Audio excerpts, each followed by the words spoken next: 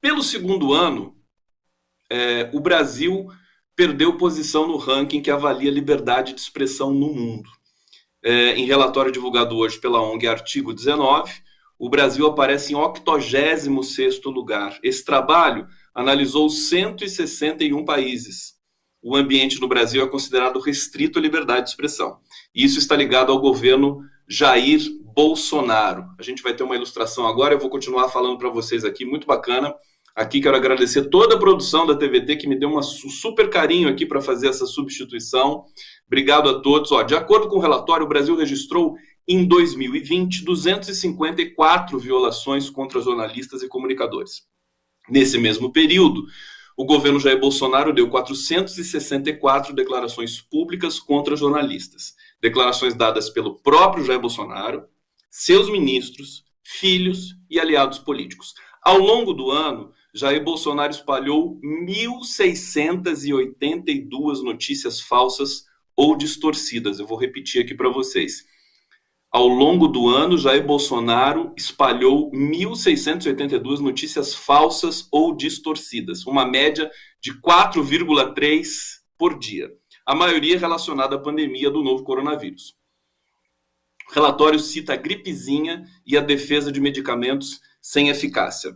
E o Supremo Tribunal Federal, o STF, começou uma campanha para combater uma das fake news mais repetidas por Bolsonaro desde o início da pandemia, a de que o STF impediu o governo federal de agir no combate da pandemia. Nós temos aqui mais uma ilustração para mostrar a respeito desse tema.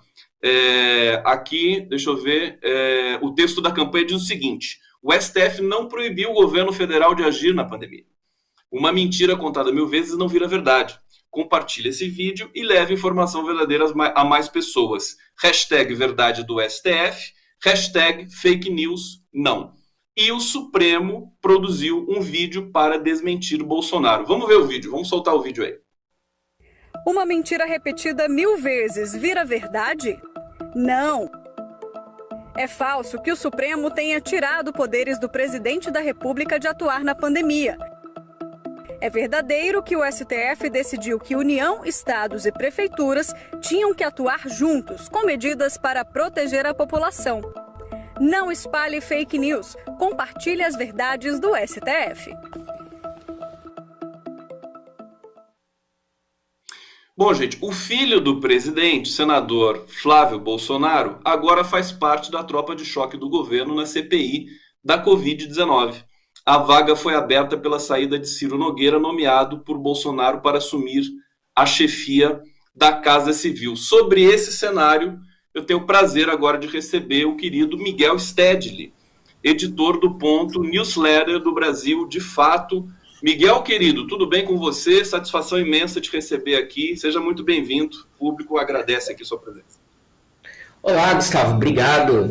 É muita responsabilidade, né? A gente tá aqui sem a Thalita, mas com essa equipe muito bacana, do Bom para Todos, e com o público muito bacana também, que sempre interage. Então, acho que a gente vai segurar bem a onda.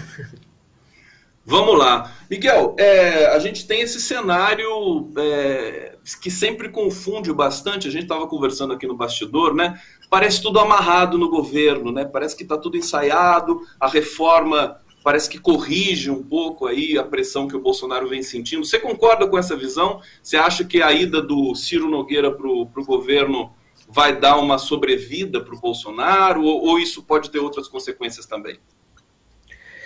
Gustavo, vai dar uma sobrevida sim. Mas sabe quando a gente tem um vazamento em casa, que em vez da gente chamar o encanador, consertar a estrutura, a gente dá aquele tapinha, põe um esparadrapo, O que o Bolsonaro está fazendo com o Ciro Nogueira é um pouco isso. Ele vai resolver o problema principal, que é impedir que o processo de impeachment ande dentro do Congresso, né? A probabilidade disso acontecer antes já era muito pequena, porque pela forma como a lei brasileira está organizada, só o Arthur Lira é quem pode, né, assim como era o Rodrigo Maia antes, é quem pode autorizar a abertura, o início de um processo de impeachment, né? E o Arthur Lira joga no time, e quanto a isso o Bolsonaro não precisava se preocupar, a menos que nós tivéssemos mobilizações mais fortes e que houvesse uma pressão da base, inclusive da base governista, para abrir algum tipo de processo. Então, nesse sentido, o Ciro Nogueira reforça esses vínculos de solidariedade entre Bolsonaro e o seu antigo partido, o PP, né, digamos assim, fecha a conta.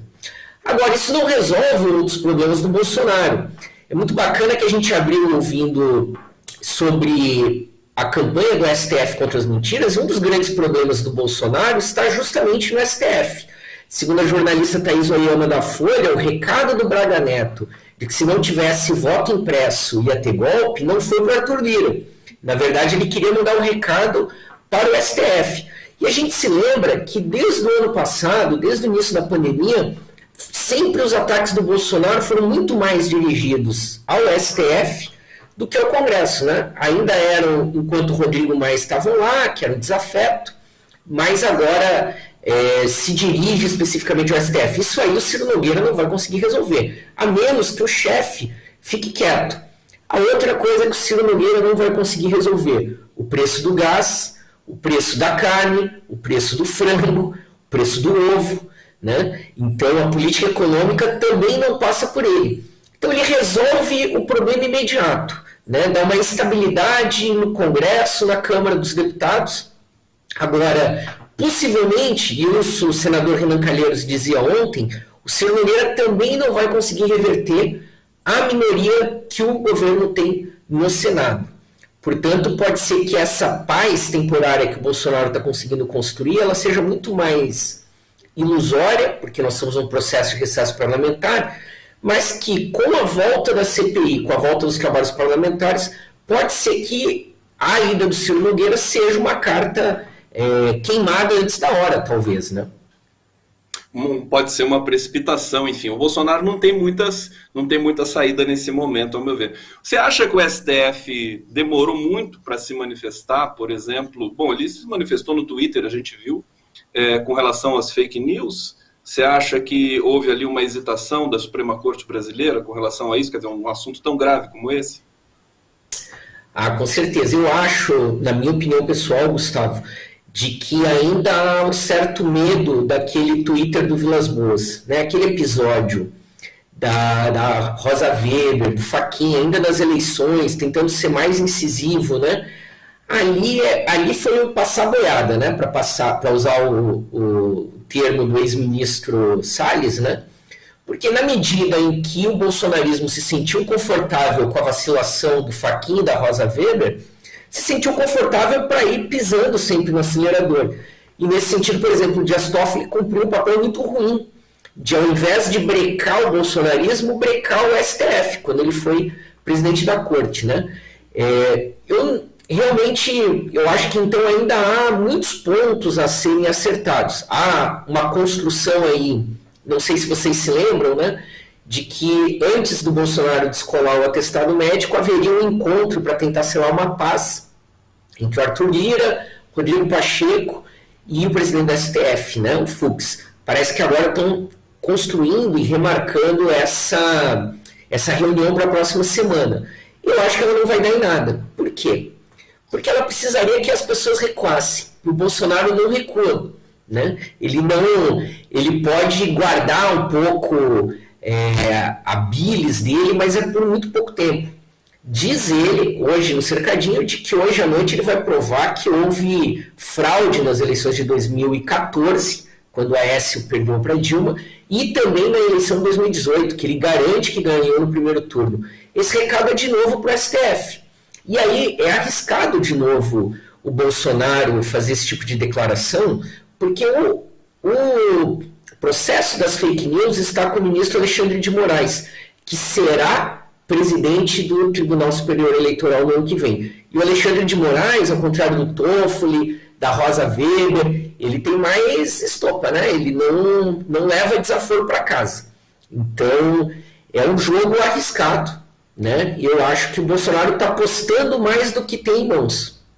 Até porque o Bolsonaro também ele voltou a travar essa zona de conflito com o STF, falando da pandemia, né? Que ele não pode, que se ele pudesse ter tido ali o controle da ação de combate à pandemia, ele teria morrido menos pessoas, né? Quer dizer, um absurdo completo, a gente sabe, mas ele está declarando isso para alimentar as redes sociais, que a gente sabe, essas redes aí subterrâneas dele. Nesse sentido, nós teremos fortes emoções, né? Mesmo com essa suposta estabilização do Ciro Nogueira, né?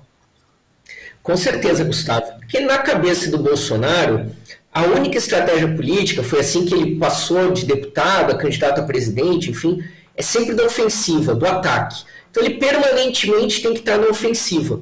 Isso mantém, né, vai criando, dá uma impressão de que o governo dele está funcionando, quando na verdade não está. Né? Até algumas semanas atrás a gente conversava com a Thalita que dizia o seguinte, olha, que decretos, que projetos, que leis o governo Bolsonaro aprovou nesses 3 anos? Ele teve aquele pacote relacionado à liberação de armas no primeiro governo, no primeiro ano, e parou por aí. Né? Quem efetivamente governou, tomou as decisões importantes da sociedade brasileira nos últimos 2 anos foi o Congresso. Na verdade, chega a ser uma ironia a gente discutir semipresidencialismo, porque o semipresidencialismo hoje seria formalizar o que já existe. Né? Então, o Bolsonaro se sente confortável como egresso do baixo clero, né? Como alguém que nunca teve fama de ser exatamente trabalhador. Inclusive, tem um perfil no Twitter que registra quantas horas por dia o Bolsonaro trabalha. Com certeza, se ele fosse entregador de aplicativo, passaria muita fome. Né? Tem gente aí que trabalha 8 vezes mais do que o Bolsonaro.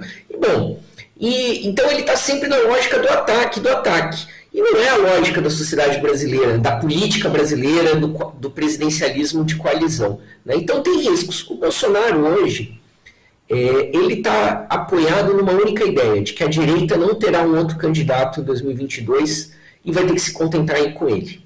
Desse jeito mal educado, agressivo, violento, atacando as instituições. Essa é a única carta que o Bolsonaro tem. Ele não vai ter condições de ter um grande programa de obras, de investimentos só para 2022. Talvez ele consiga um programa social que substitua o auxílio emergencial e o Bolsa Família.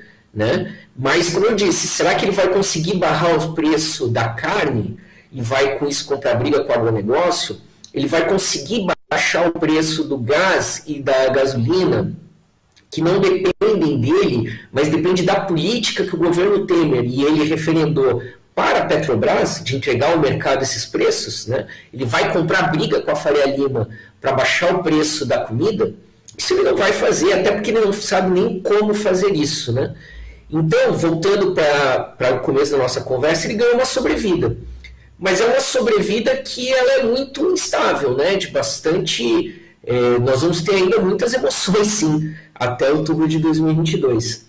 E o tempo vai passando e a gente vai se aproximando do momento das eleições e sequer filiado a um partido o Bolsonaro está nesse momento. Inclusive já até relatou que, bom, eu perguntado, né, se ele vai se candidatar realmente em 2022, falou, eu preciso me filiar primeiro a um partido. Você acha, Miguel, que a ida do Centrão para o governo faz submergir os militares? Em que nível? Acho que em algum nível talvez sim, mas eu gostaria de ouvir de você. Como é que você lê essa questão?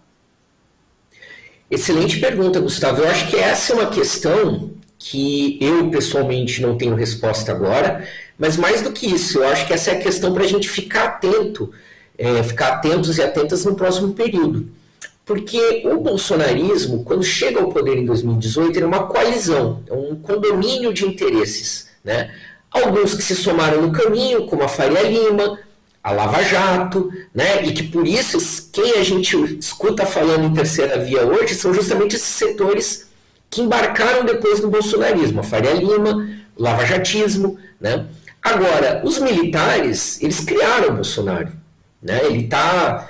participando de formatura de agulhas negras desde 1900 desde os anos 2000, né? Ele não caiu de paraquedas, né? Teve todo um esforço, como ele mesmo reconheceu o general Vilas Boas, não estaria aqui se não fosse o senhor, né? O que o senhor fez para que eu estivesse aqui, isso fica só entre nós, né? Agora, o que a gente viveu nesses 2 anos anteriores, antes de 2021? Toda vez que o Bolsonaro tinha uma crise política, ele nomeava um militar para o ministério, para um cargo-chave. Né? Vocês se lembram, Mandetta caiu do Ministério da Saúde, veio Teixe, caiu, quem veio? Pazuello. Né? Ali no Planalto, onde ficam os ministérios mais ligados à presidência, todos eles eram militares. Então era uma forma dele tentar compensar a fraqueza dele, dizendo assim, não, o meu exército, as forças armadas estão comigo. Só que agora, como você notou bem, ele precisa abrir espaço para o centrão. E quem é que tem que sair? Quem está ocupando espaço, que são os militares. Bom, abro parênteses para dizer o seguinte, o que a gente está vendo na CPI da Covid não é justamente a gangue dos militares entrando em colapso com a gangue do centrão? Né? Então, se a gente já está vendo isso no Ministério da Saúde, se isso transborda, imagina falando em nível da União como um todo, né? De obras, a gente está sabendo dos negócios no Ministério da Saúde. Imagina o que não passa pelo Ministério da Infraestrutura, né? O que não passa pelo próprio Ministério da Defesa. Né? Então, eu acho que sim, alguém tem que abrir espaço para o Centrão entrar. E quem tem que sair é quem está ocupando esse espaço hoje. O Centrão tem muitos tentáculos, inclusive fatiou o Ministério da Economia do ex-super-ministro Paulo Guedes, agora é ex-super-ministro, agora ele é só um ministro, né? E é justamente aquela questão que quem que vai controlar o preço da carne agora, né? Porque o Paulo Guedes está demonstrando que não conhece muito bem esse tipo de produção de política pública, né? Bom, bacana assim, conversar contigo sobre isso. Essa questão acho que é a mais sensível, né? O papel da submersão dos militares agora e a ascensão desse grupo fisiológico do Congresso, que é o Centrão. Você acha que o Flávio Bolsonaro, agora mudando um pouco para a perspectiva da CPI, que volta na semana que vem, ele vai tumultuar a CPI? Você acha que a presença dele ali possível agora como suplente, uma vez que o Ciro Nogueira foi nomeado, o Flávio Bolsonaro entrou na suplência da CPI e pode perturbar mais ali os processos? O que você acha? Você acha que muda alguma coisa? Eu acho que não muda muito, mas talvez para nós, todos que estamos acompanhando, fique mais claro quais são os movimentos do governo. Porque quem esteve acompanhando as sessões percebeu que o Flávio Bolsonaro já ia. E já, de alguma forma, tentava tumultuar, enfim, né? Vai ser difícil ele tirar o estrelato do Heinz, né? Sempre com alguma historinha de alguma cidadezinha do interior de Santa Catarina. Provavelmente a gente vai descobrir que a cloroquina serve para tirar neve a partir da semana que vem, né? E o Marcos Rogério lá de Rondônia, né? Que sempre lia aquele texto formal, enfim. Então o Flávio Bolsonaro, a gente sabe, está diretamente ligado ao centro do governo, né? Que é a própria família e os seus auxiliares, mais até do que o general Heleno, mais do que o Braga Neto, né? Tem ligação direta com o Carlos, que é o cérebro do grupo, né? Do clã Bolsonaro, por incrível que pareça. Então eu acho que vai ficar mais evidente quais são as estratégias do governo, porque a gente já tinha senadores que não eram necessariamente titulares da comissão e que estavam participando, o próprio Flávio, né, foi lá algumas vezes. Eu imagino que eles vão insistir na tese que a gente já viu, de tentar levar as investigações para estados e municípios, até para tirar o foco da quantidade de militares. Né? Cada vez que a CPI bate numa porta no Ministério da Saúde, incrimina um militar em algum envolvimento ali. Né? Mas, em essência, eu acho que não vai mudar muito o fato dele, pessoalmente, talvez torne mais claras as estratégias, mas não seria uma grande reviravolta na condução da CPI, né? Miguel Stedley, eu queria saber de você sobre a questão dessa divulgação desse relatório da violência aqui com relação à liberdade de expressão no Brasil, né? A gente está atravessando um momento, o Brasil caindo para 80º lugar, um momento dramático, né, de liberdade de expressão. Inclusive, a gente tem as Olimpíadas, a gente vê os atletas, parece que está todo mundo um pouco alheio ao que está acontecendo em termos de gravidade institucional histórica no Brasil. Você é historiador, com a lente histórica, né? Como é que você vê esse momento, assim, pensando na ditadura militar? Nós estamos em franco retrocesso, nós já temos uma luz no fim do túnel, despontando aí essas pesquisas que apontam para um candidato do setor, né, das vozes democráticas do país na frente, né? Como é que você vê esse relatório e o momento atual do país? Gustavo, eu fico muito preocupado, obviamente, com os dados que ele traz, mas sejamos sinceros, né? Para nós que estamos com um olhar mais atento para a conjuntura, e nós, eu não me refiro a mim, a você, eu digo todas as pessoas, o público da TVT está acostumado, da Rádio Brasil Atual, a ouvir essas intransigências, as truculências, a forma como a liberdade de expressão é tratada no país desde 2018, né? E eu acho que tem uma cena que é simbólica disso, é aquele comício do Itzel, né? E o Daniel Silveira, hoje o deputado com a tornozeleira eletrônica, o outro candidato a deputado, quebrando a placa da Marielle Franco, né? Não se trata de um ataque à imprensa, mas se trata de um ato deliberado de dizer, olha, nós não toleramos o que é diferente, né? Nós não toleramos o que não é branco, hétero, belicoso, né, truculento, fascista, por que não, né? Vamos parar de milímetros aqui também, né?